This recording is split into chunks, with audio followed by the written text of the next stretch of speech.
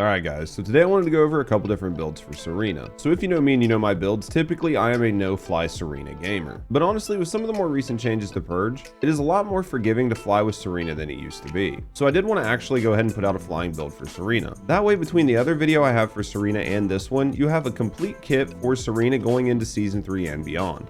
But having said all that guys, let's go ahead and hop into the video. So as always guys, we're going to go ahead and start with the guns on this build, and for this build I'm going to suggest you use the Restored Relic. The Restored Relic is a great gun and it synergizes very well with Serena's kit, and when flying this is going to make your life just 10 times easier. This is going to set this up to be a shoot it and forget it build, and that's something that works really well in fast moving content like Purge. For the cores on this gun, we're going to go ahead and put triple fire rate on here, and then outside of that we're going to double down on chill attack. Again, remember that this is set up for Purge, so that's why we're going with chill attack. But even though this is set up for Purge, you can use it in other content and it will still do exceedingly well. So when it comes to the roll down bottom, we are going to go ahead and go with chill attack, explosive attack, and then we're going to double down on multi-hit. The reason we're going to double down with the multi-hit here is because it is going to synergize with other parts of our kit that we talk about here in just a few minutes.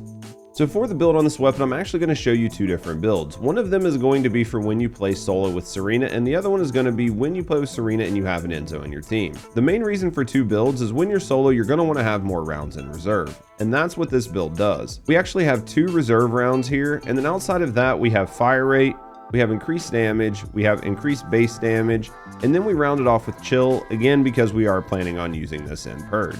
When you're playing with the team and you do have an Enzo present, you can drop one of those reserve perks and go ahead and put additional chill damage on. That's just going to make this weapon feel that much better and do that much more damage in that harder content. So for our burnout weapon, we are going to go ahead and use the last dagger, and our roll and cores on this are going to be a little bit different than our general roll last dagger. We are going to want to go ahead and put chill attack on the cores here. We're going to go ahead and put one fire rate and 1 rounds per mag. And then we're going to finish it up with 2 firearm attack. Down bottom, we're going to be going with firearm critical hit damage, 1 firearm attack, 1 chill attack, and 1 multi-hit chance.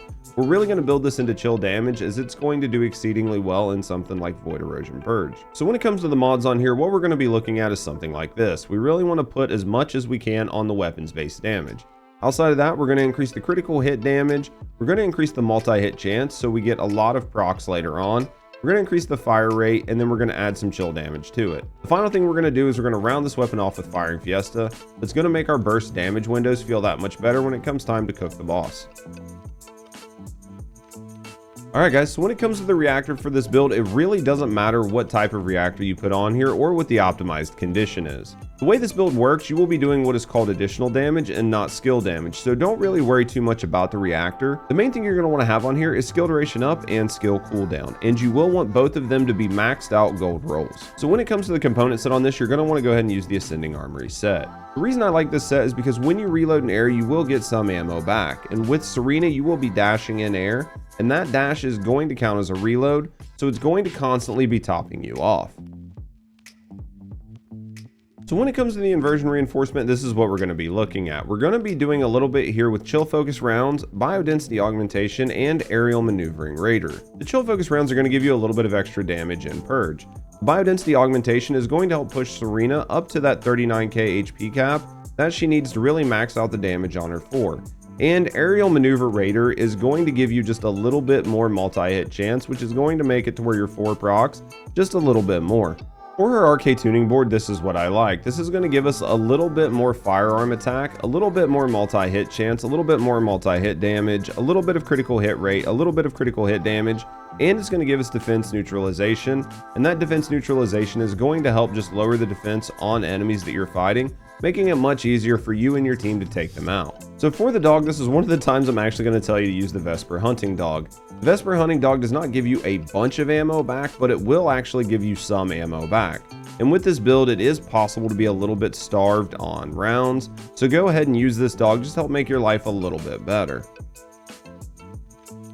So when it comes to the flying build, this is what we're going to be looking at. One main thing we're going to work on here is trying to get our HP up as much as we can.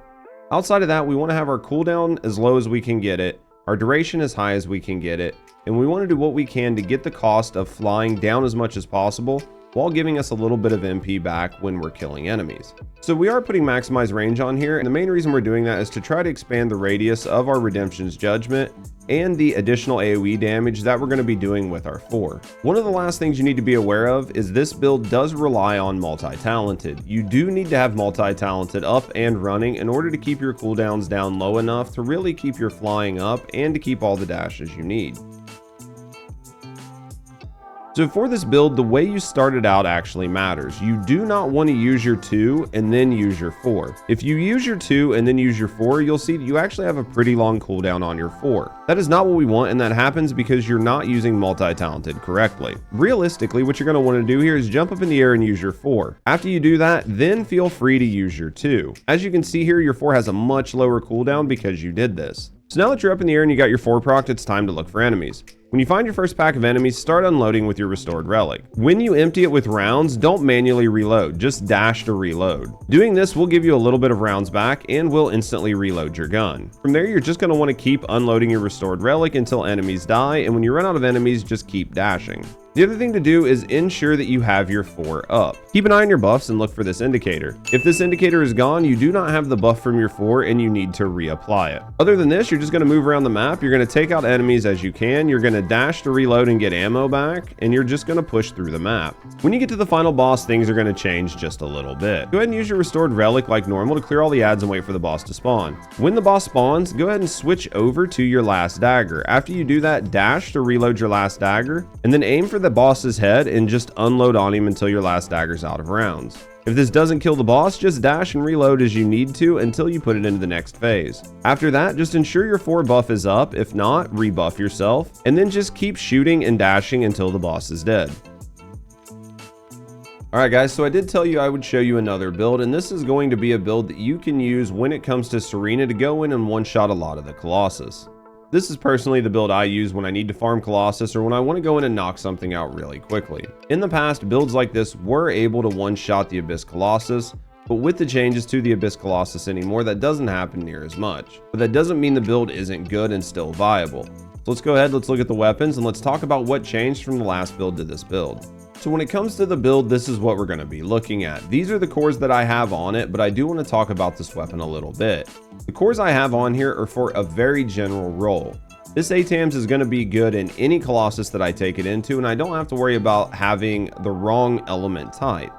Now, if you're somebody that really likes to min-max, you can make multiple of these for multiple different element types. And I will tell you what you need to take off of this in order to make it the best for different elemental enemies. But for the general role, what we're going to be looking at is firearm attack and firearm critical hit damage in the core slots. Nothing else up there is really going to matter. When it comes to the role, we do have weak point damage, firearm attack, bonus firearm damage versus Colossus, and firearm critical hit damage. Now, if you were going to make these for specific Colossus, you would want to go ahead and replace the firearm attack with whatever element that Colossus is weak to. And when it comes down bottom in the role, go ahead and pull the weak point damage off and also put elemental damage down there. So when it comes to the mods on the weapon, this is what we put on it. We have put a lot of base damage on this weapon. Outside of that, we're doing what we can to get the critical hit rate and critical hit damage up on this weapon. We are going to add some weak point damage, and then we're going to finish it off with 2 elemental mods, and those mods should match the Colossus that you are going up against. When it comes to the component sets, we're just trying to get as much HP out of them as we can. I have the 2-piece Ascending on here and the 2-piece Shell Crusher just because this really pushes my HP up. At the end of the day, you can put whatever you want here. You're not going to be getting a lot out of the bonuses for these 2-piece sets. The important part here is to push our HP up as much as we can, because that's where we're going to be getting a lot of our damage from. For our RK tuning, our invasion, and our dog, we're really not going to change anything, so don't worry about those. So for the mods here, this is what we're going to be looking at. We're going to try to push our duration out as long as we can, so we have plenty of time to get our shots in. Outside of that, we're going to ratchet our HP up as much as we can. The last 3 mods that we're going to talk about is Shot Focus, Walk a Tightrope, and Conditional Recharge. These 3 are going to give us just a little bit more weapon damage. Shot Focus just gives us additional damage at the cost of skill power modifier, which we're not worried about. Conditional Recharge is something that is going to lower our health when we use skills, and that's going to pair very well with something like Walk a Tightrope, which requires us to have HP below a certain threshold to get additional firearm damage. When you put all this together, we're going to do an insane amount of damage when it comes time to take out these Colossus. So now I want to go ahead and talk about how to use this build. So when you load into a Colossus fight, the first thing you're going to want to do is start to push up to the Colossus. Instead of walking up there, go ahead and dash a couple times to get up there. The goal is to try to utilize all 3 of your dashes, and in doing so, it's going to push your health down quite a bit. Once you move up into the position you want to be in, go ahead and wait for the Colossus to be ready to spawn. When the Colossus is coming down, go ahead and jump and use your 4. This is going to give us all that bonus weapon damage that we had in the other build. After that happens, go ahead and pick the weak spot you're going to aim at. Aim your ATAMs and wait for the blue bar to fill on the side. Once that bar is full, go ahead and shoot at the weak point. As you can see here in the testing arena, we're easily able to take out the Deathstalker in one shot. We do an insane amount of damage with this build, and this build will let you take out almost anything in the game in one shot. Alright guys, and that's it. That's everything you need to know about Serena. Between the last video and this video, this should give you all of the builds that I like to use with my Serena. Hopefully you enjoy all of these builds and all of these different playstyles. Personally, I'm somebody who stopped using Fly Serena for a long time. But now with the changes to Purge and a few other things, I do find that I enjoy myself using it, and I wanted to make sure you had the build that we have in your hands, that way you can experience it the same way we do. We've also been using Serena to one-shot Colossus for a long time, and I haven't actually put the build out there because I didn't feel like it was a great standalone build. I felt like the guide would be too short and it wouldn't be worth your guys' time. So I was happy that I was able to put both of these builds into one guide and give them to you today. Hopefully you guys enjoyed the builds and enjoyed the content. If you did, consider liking and subscribing for more First Descendant content as well as other game coverage in the future. And if you want to get to know me in the community, consider coming over and watching us live on Twitch. We do stream 5 days a week and we would love to have you there and have you be a part of the community. But having said all that guys, thanks for watching, and as always, have a great day.